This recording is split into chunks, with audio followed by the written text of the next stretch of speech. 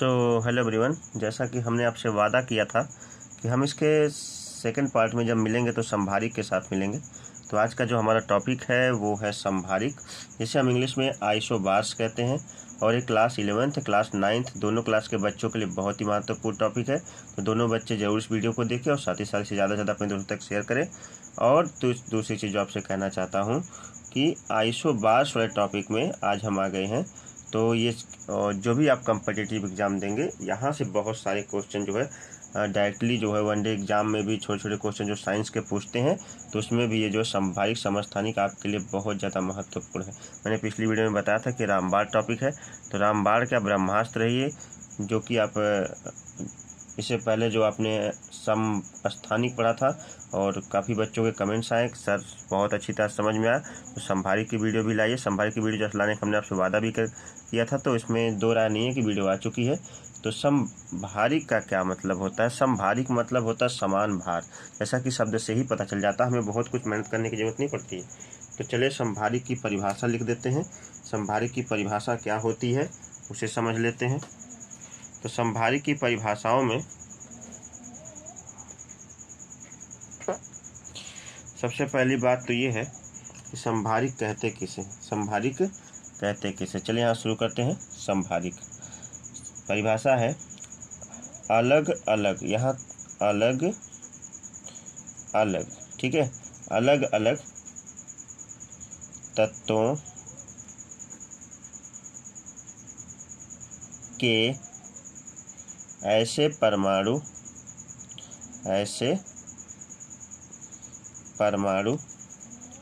जिनके परमाणु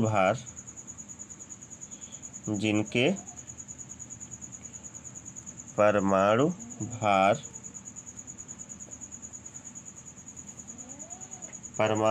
और परमाणु भार को एक नाम और देते हैं, और वो नाम क्या है? नाम है उसका द्रव्यमान संख्या। ना, मैंने समझाया था आपको, द्रव्यमान संख्या। पुस्तक बंद कर देते हैं। समान होते तभी संभारिक होंगे ना, समान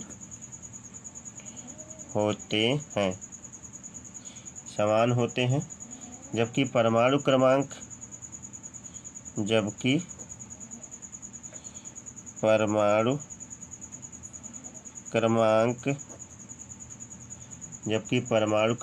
अलग अलग होते। कैसे होते हैं? अलग। मेरे साथ आप लोग भी लिखा करिए, क्योंकि हैंड रिटन नोट से जितना ज़्यादा समझ में आता है उतना किसी से नहीं समझ में आता है, इसलिए मेरे साथ ही आप लोग लिखा करिए जो भी टॉपिक में पढ़ाया करूँ, ठीक है। अलग अलग होते हैं क्या कहलाते हैं? संभारिक कहलाते। क्या कहलाते हैं? संभारिक, जिसको हम आइसोबार्स कहते हैं, कहलाते हैं। संभारिक कहलाते हैं। ये बात समझ में आई? यहाँ वहाँ पे एक ही तत्व के अलग अलग थे, यहाँ पे क्या है? अलग अलग तत्वों के ऐसे परमाणु। जिन्होंने पिछली वीडियो देखी है समस्थानिक की, वो समझ के क्या यहाँ पे इंडिकेट करा कि अलग अलग तत्वों के ऐसे परमाणु जिनके परमाणु भार क्या होते हैं? समान होते हैं। जिनके परमाणु भार समान होंगे ना, वहीं एक दूसरे के क्या कहलाएंगे? संभारिक कहलाएंगे। जबकि परमाणु क्रमांक क्या होते हैं? अलग अलग होते हैं। ऐसे तत्व एक दूसरे के क्या कहलाते हैं? संभारिक। तो आइए एग्जाम्पल समझते हैं। कुछ एग्जाम्पल्स हैं जो आपको लिखने हैं। सबसे पहला एग्जाम्पल मतलब उदाहरण है। उदाहरण नंबर 1 क्या है आपका?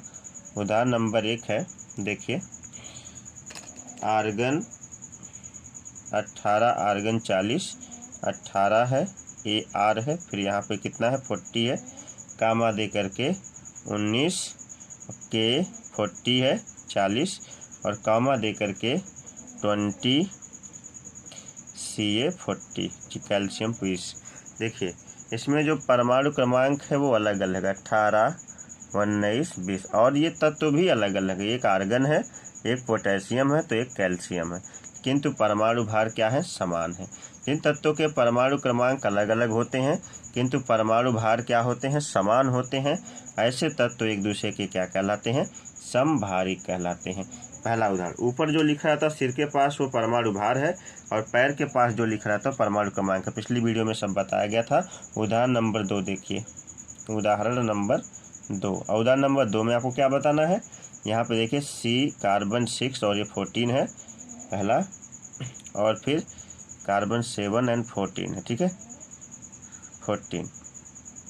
इसमें देखिए परमाणु क्रमांक क्या हो जाते हैं, यहाँ पर परमाणु क्रमांक हो जाते हैं यहाँ पर भिन्न भिन्न, 6 7 है, और परमाणु भार क्या होते हैं, समान है। जिन तत्वों के परमाणु क्रमांक भिन्न भिन्न किंतु परमाणु भार समान होते दूसरे के क्या कहलाते हैं, समभारिक कहलाते हैं। उदाहरण नंबर 3 भी देख लीजिए, उदाहरण ही सबकी जान होती है, ठीक है उदाहरण ही क्या होती है, पूरे कंसेप्ट की जान होती है, क्योंकि उसे समझने के लिए उदाहरण का होना बहुत ज़रूरी है।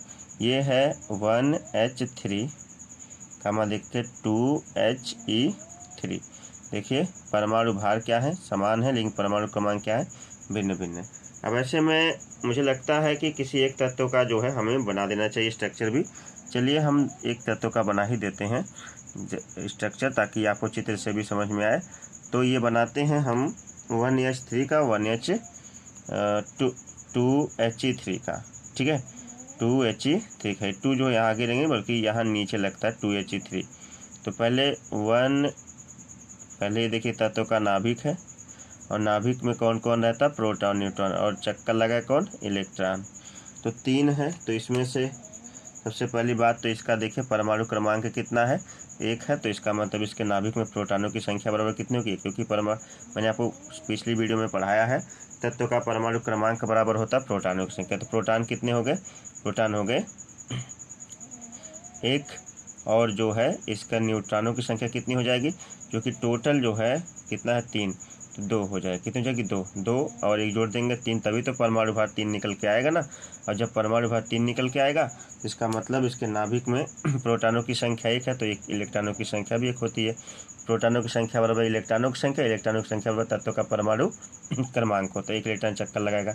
अब इसका देख लेते हैं दूसरे वाले का, ये किसका है 1H3 का, ठीक है। और दूसरा देखते हैं हीलियम है, तो इसके अभी सबसे पहले नाभिक बना देते हैं, और फिर उसके बाद हीलियम में यहाँ देखिएगा परमाणु क्रमांक कितना है इसका, 2। जब परमाणु क्रमांक इसका जो है 2 है, तो 2 परमाणु क्रमांक के लिए प्रोटॉनों की संख्या कितनी हो जाएगी, 2 है ना।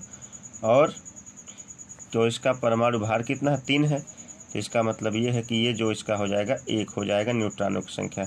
2 1 जोड़ देंगे तो क्या हो जाएगा, 3 हो जाएगा।